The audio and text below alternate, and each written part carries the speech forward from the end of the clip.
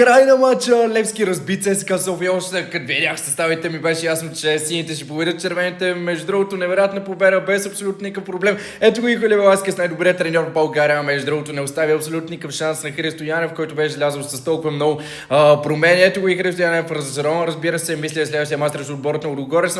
Това, което ви обяснявам от 2 месеца насам, че Левски става шампион. Между другото, другата седмица това може да се официализира на Герена, така че следващата седмица Левски игра с ЦСКА 1948, всички на Герена и всъщност една победа на Левски и тогава другата седмица официално сините шампиони на България. Ето го и Дарко Тасевски. Между другото, това, което ще ви кажа е, че няма да има влог от Левски ЦСКА заради двама човека от може би ръководството на ЦСКА. Между другото, бях на стадиона и всъщност ми забраниха да снимам матча от пистата, защото съм бил няма казвам, но заради хора от ЦСКА няма да гледате влог в YouTube каналът ми.